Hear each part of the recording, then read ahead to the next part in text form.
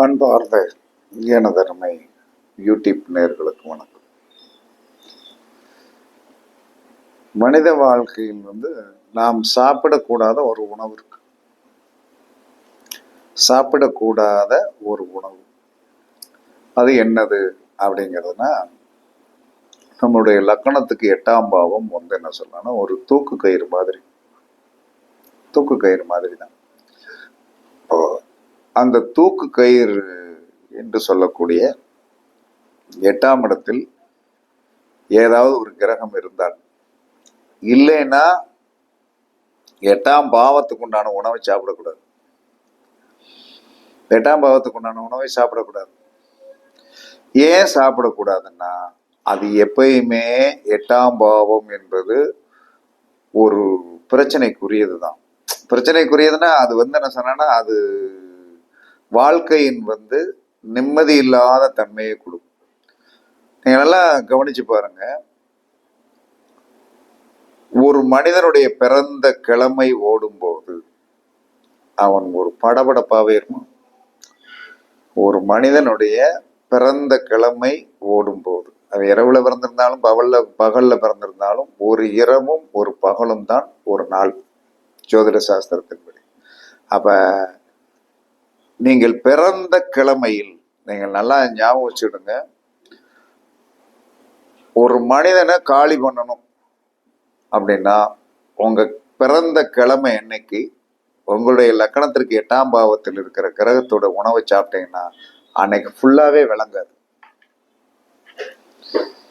ஏன்னா நம்மளுடைய பிறந்த கிழமை என்பது ஒரு அற்புதமான, அதாவது ஒரு நர்வஸான ஒரு நாள் தான் நமக்கு பிறந்த கிழமை. அதனாலதான் பிறந்த கிழமையில என்ன சொல்லலாம்னா, சவரம் பண்ணாத, பிறந்த கிழமையில தலைக்கு எண்ணெய் தேய்ச்சி குளிக்காத, பிறந்த கல்யாணம் முடிச்சவனா இருந்தா இல்லற வாழ்க்கை வாழாத, வேண்டாம், பிறந்த கிழமை அன்னைக்கு தூரதேச பிரயாணங்கள் வச்சுக்கிடாத, முக்கியமான காரியங்களுக்கு என்ன சொன்னா முடிவெடுக்காது. பிறந்த கிழமை அன்னைக்கு முக்கியமான காரியங்களுக்கு முடிவெடுக்க கூடாது. அன்னைக்கு நல்ல ஆன்மீகத்தை வச்சுக்கிடும். நல்ல ஆன்மீகம், கோயிலுக்கு போய் சாமி கும்பிட்டு என்ன சொன்னா நீட்டா எப்பயுமே போகணும். அன்னைக்கு மட்டும் இல்லை, என்னைக்குமே என்ன சொல்றான்னா, நீங்கள் உங்களுடைய லக்கணத்திற்கு 8ஆம் இடத்திற்கு உண்டான பாவத்தின் உணவையோ, கிரகம் இல்லைன்னா, கிரகம் இருந்தால் அந்த உணவை சாப்பிடக்கூடாது. சாப்பிட்டால் பெரிய போராட்டத்தையும் நிம்மதியின்மையையும் சங்கடத்தையும் கண்டிப்பாக கொடுத்து அன்றைய நாளை என்ன சொன்னா உங்களை பைத்தியாரத்தனமா ஆக்கி விட்டு. இது நான் கண்ட ஒரு அனுபவத்தின் உண்மை. அப்ப அப்படி ஏன் கொடுமைப்படுத்துது அந்த 8ஆம் பாவம் என்பது மனிதனுக்கு கண்டிப்பா தேவைதான், இல்லைன்னு சொல்லல. ஆனால் அது ஒரு மறைத்து வைக்கப்பட வேண்டிய இடம்தான். ஆனால் அந்த 8ஆம் பாவத்தில் இருக்கின்ற கிரகம் அந்த உணவை நாம் தின்று விட்டோம் என்று சொன்னால், ஆனால் உங்களுக்கு அந்த 8ஆம் பாவத்தில் இருக்கின்ற கிரக உணவு தான் உங்களுக்கு ரொம்ப பிடிக்கும், உண்மையாவே ரொம்ப பிடிக்கும். ஆனால் அது சாப்பிட்டு முடிச்ச பிறகு ஒரு இம்சை கொடுக்கும். அதனால தயவு செய்து 8ஆம் பாவ கிரகத்தின் 8ஆம் பாவத்தில் இருக்கிற கிரகத்தின் உணவை சாப்பிடாதீங்க. இது ரொம்ப மோசமானதை கொடுத்துரும். 8ஆம் பாவத்தில் எந்த கிரகம் இல்லையா, அந்த 8ஆம் பாவத்துக்கு உண்டான கிரகம் இருக்குல்லையா, அந்த கிரக உணவை அவாய்ட் பண்ணுவது உங்களுடைய வாழ்க்கையில் நல்லது. இதை விட கொடுமை என்ன தெரியுமா, உங்களுடைய பிறந்த கிழமை வருகின்ற என்று, ஏன்னா உங்க பிறந்த கிழமை தான் உங்களை என்ன சொன்னா நர்வஸ் வீக் சலனப்படுத்தக்கூடிய ஒரு தன்மை உடையது. அன்னைக்கு நீங்கள் ரொம்ப கவனமா இருக்கணும்.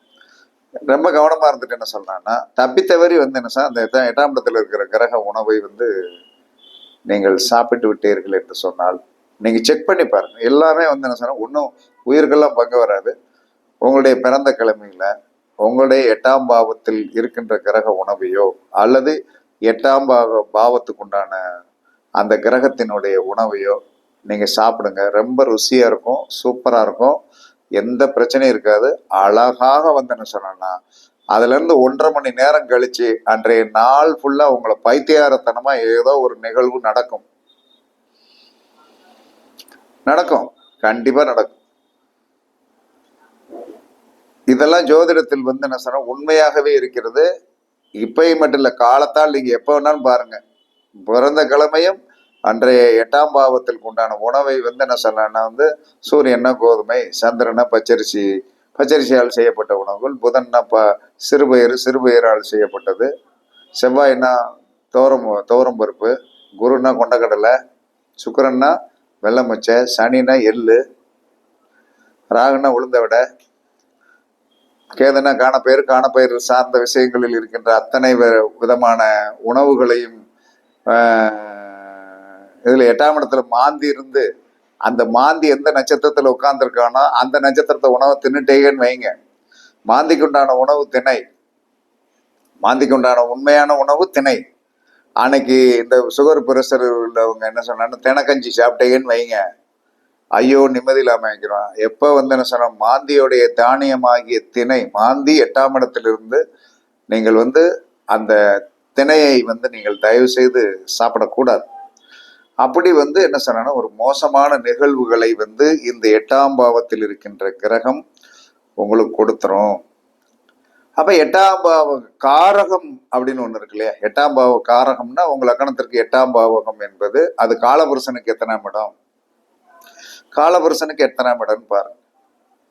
காலபுருஷனுக்கு எத்தனாம் இடமா அந்த காரகம் சார்ந்த ஒரு அமைப்பையும், அது நம்மளுடைய லக்கணத்திற்கு எந்த ஆதிபத்தியம் வருகிறது, 8ஆம் பாவம் என்பது ஆயுள் ஸ்தானம் தான். ஆனா காலபுருஷனுக்கு அது எத்தனாம் பாவம் அப்படின்னா உங்களுக்கு வாழ்க்கை ஃபுல்லா அதுல பிரச்சனை உண்டு. இப்ப காலபுருஷனுக்கு அது 2ஆம் இடமா இருந்துச்சு, பணத்துல எப்படி இருந்தாலும் நீங்க போராட வச்சுக்கிட்டே தான் இருப்பான். பணத்துல வந்து போராட வச்சுக்கிட்டே தான் இருப்பான். அதே சமயத்துல என்ன சொல்றான்னா எங்கேயாவது சேமிப்பு வச்சிருந்தீங்க அப்படின்னு சொல்லிட்டு வந்து என்ன சொன்னானே எங்கேயாச்சும் வந்து பெருமை பேசிட்டேங்கன்னு வைங்க, ஏதாவது இருக்குது ஒன்றும் பிரச்சனை இல்லை சமாளிச்சுக்கலாம் அப்படின்னு நினைச்சீங்கன்னு வைங்க, அதை எடுத்து வந்து என்ன சொன்னா 1000 ரூபாய் பேலன்ஸ் இல்லாத ஆக்குற வரைக்கும் அவன் விடவே மாட்டான். நான் செஞ்சுதான் அவன் அப்படிமா. நீங்கள் எப்பயுமே நம்மளுடைய 8ஆம் இடத்தை கவனிப்பதும் காலபுருஷனுக்கு அது எத்தனாம் இடம் அப்படிங்கிறத நீங்க கவனிக்கணும். அப்படி கவனிக்கும் போதுதான் உங்களுக்கு உங்கள் லக்கணத்திற்குண்டான 8ஆம் பாவத்திற்குண்டான கஷ்டத்தை அனுபவிக்கிறீர்களா, காலபுருஷனுடைய லக்கணத்திற்கு அது எத்தனாம் இடம் என்பதை அனுபவிக்கிறீர்களா என்பது. எனக்கு வந்து காலபுருஷனுடைய 2ஆம் இடம் தான் 8ஆம் இடம். எவ்வளவு பெரிய கெட்டிக்காரனா என்ன இருந்தாலும் இன்று வரை வந்து பணப்போராட்டம் அது இருக்கத்தான் செய்யுது. வேறு விதத்தில் காலபுருஷன் லக்கணத்திற்கு அது 8ஆம் இடம் சுக்கிரன் வீடாக, சுக்கிரன் அது லக்கணத்துக்கு 8ஆம் இடம் வந்து சுக்கிரனாக இருந்த சுக்கிரனை வந்து வீட்டுல இருக்கிற சுக்கிரனை வந்து கண்ட்ரோல் பண்ணிடலாம், அது நம்ம கட்டுப்பாடு. ஆனால் காலபுருஷனுடைய 2ஆம் இடத்தை அது நமக்கு 8ஆம் இடமாக வந்ததுனால இன்று வரை வந்து என்ன சொல்றான்னா உண்மையாகவே நீங்க என்ன நினைக்கலாம், அதாவது ஒரு விதத்தில் வந்து நம்ம வந்து இந்த துறையில இருந்து படிச்சு அனைத்து விதமான யோகங்களை நம்ம அடைஞ்சதற்கு ஜோதிடத்திற்கு நன்றி சொல்லணும், அது ஓகே. ஆனால் அந்த காலபுருஷனுடைய 8ஆம் இடம் 2ஆம் இடம் என்பது நமக்கு 8ஆம் இடமா வந்தால வாழ்க்கை ஃபுல்லா வந்து என்ன இந்த பணத்துக்காக வந்து என்ன சொன்னா வந்து போய் போய் போய் போய் அதெல்லாம் பிரச்சனை வரும். ஒருத்தன் போடுறேன் இருப்பான், போட மாட்டான். ஆனா இந்த வீடியோவை நல்லா படிப்பான், இந்த வீடியோ நல்லா படிப்பான். அதே சமயத்துல என்ன சொல்றான்னா எல்லாமே எல்லா மனிதனுக்கு இயற்கை தான். எல்லா மனிதனுமே வந்து என்ன சொன்னா ஒரு இயற்கையான வந்து இந்த வேலைகளை வந்து என்ன சொல்றான்னா வந்து நம்மகிட்ட நல்லா பேசுவாங்க, எல்லாம் செய்வாங்க, அதை பார்த்துருவோம் இதை பார்த்துருவோம் அப்படிம்பாங்க. நம்மளுடைய கர்மா என்ன செய்யும்னா கடைசியில அந்த பணத்துல போய் வந்து என்ன சொன்னான்னா வந்து லாக் ஆயிரும். நம்ம திறமசாலிகளாக இருக்கலாம், ஆனால் எந்த திறமசாலிகளாக இருந்தாலும் உங்களுடைய களத்திற்கு 8ஆம் இடம் காலபுருஷனுக்கு எத்தனாம் இடமாக வருகிறதோ அந்த இடத்தில் நீங்கள் அடி வாங்கி கொண்டே இருப்பீர்கள். அதுலயும் உங்க பிறந்த கிழமை வருகின்ற அன்று அந்த 8ஆம் இடத்தில் இருக்கின்ற கிரக உணவையோ அந்த 8ஆம் இடத்திற்கு உண்டான சாராம்சம் என்று சொல்லக்கூடிய ஒரு இதை வந்து நீங்க தொட்டுட்டீங்கன்னு வைங்க. 8ஆம் பாவம் என்பது என்ன சொன்னா ஒரு இல்லற சார்ந்த விஷயம். அந்த விஷயத்துல போய் நீங்க வந்து உள்ள மாட்டிட்டீங்கன்னா அன்னைக்கு விளங்காது.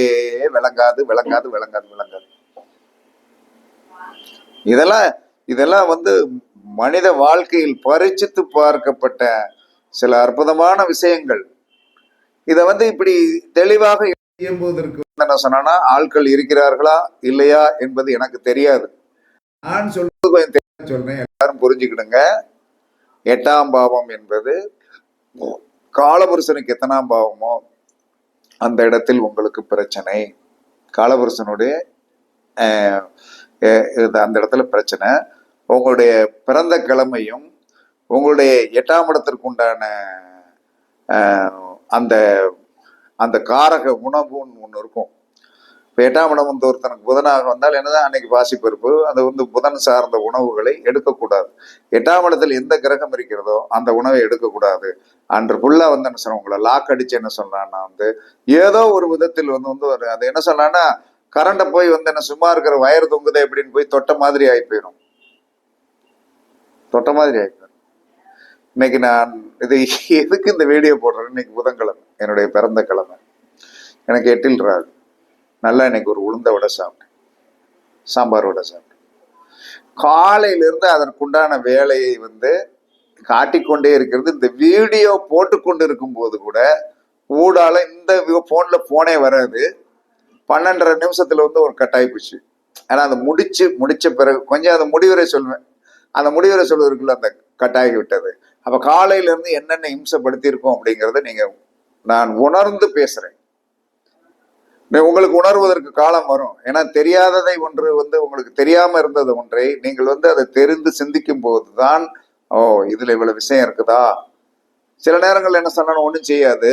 ஆனால் நீங்கள் இன்னைக்கு நமக்கு வந்து நம்ம பிறந்த கிழமை ஓடுது, இவர் சொல்லியிருக்காரு, நம்ம வந்து என்ன சொல்றான்னா அந்த 8ஆம் இடத்துல இருக்கிற அந்த அந்த கிரகத்துடைய உணவு சாப்பிடும். என்ன செய்து பார்ப்போம் உண்மையா இல்லையாங்கிறத அன்னைக்கு நீங்க செய்வீங்க, அன்னைக்கு ஒன்றும் செய்யாது.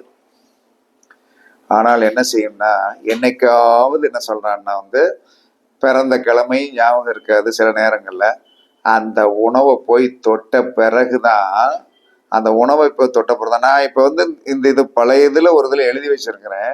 இன்னைக்கு நான் என்னுடைய பிறந்த கிழமை இதுல நான் என்ன சொன்னேன்னா ராகுவுடைய உணவாகிய உளுந்த வடையை வந்து என்ன சொன்னேன், நல்லா சாம்பார் வடையை வந்து நான் தான் காலையில வாங்கிட்டு வந்து ஒன்று எடுத்து வைங்கன்னு சொல்லிட்டு வந்து சாப்பிட்டுட்டேன்.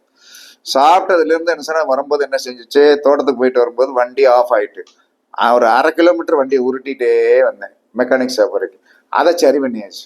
சரி பண்ணிட்டு வந்து என்ன சொல்றான்னா இன்னைக்கு வந்ததுல இருந்து எந்த வேலையும் ஓடலை. எவன் பணம் போட வேண்டியவனும் பணம் போடலை. எப்படி இருக்கும் பாருங்க. இதெல்லாம் ஜோதிடத்தில் அனுபவ முத்துக்கள். நீங்களும் பரிசித்து பாருங்கள். 8ஆம் இடம் என்பது ஒரு பொக்கிஷம் தான். ஆனால் விஷம் போன்ற பொக்கிஷம். சில நேரங்களில் அது அமிர்தமாக வேலை செய்யும், சந்தோஷமா இருக்கும். ஆனா வந்து என்ன சொல்றாங்க 8ஆம் பாவம் என்பது இல்லறம் சார்ந்த விஷயத்திற்கு பயன்படும். பிள்ளை பெறும்போது தானே தெரியும். பிள்ளை பெறும்போது வந்து வாசல்ல கணவன் நிற்கும் போது அவன் துடிச்சுக்கிட்டு இருக்கிறது அப்பெல்லாம் தெரியும். அப்பதான் நினைப்பாது அப்போ இதுல கொடுத்துலடா இப்படி கெடுக்கும் அப்படின்னு சொல்லிட்டு. அதில் ஒரு ரகசியம் இருக்கிறது, ஒரு இன்பம் இருக்கிறது, ஒரு துன்பம் இருக்கிறது. 8ஆம் பாவத்தை ரசிங்க, வேண்டான்னு சொல்லல, ஆனால் பாதுகாப்பாக ரசிங்கள் என்று சொல்லி இது வந்து ஒரு அற்புதமான விஷயம். பரிசித்து பாருங்கள், எல்லாருக்கும் பயனுள்ளதாக இருக்கும் என்று கூறி உங்களிடமிருந்து விடைபெறுவது சிப்பிப்பாறை ஜோதிடர் சாதி ராகவன் ஜெயபாலாஜி. சுகமே சூழ்க, சுகமே சூழ்க. வாழ்க வளமுடன், வாழ்க வளமுடன். வணக்கம், வணக்கம், வணக்கம், வணக்கம்.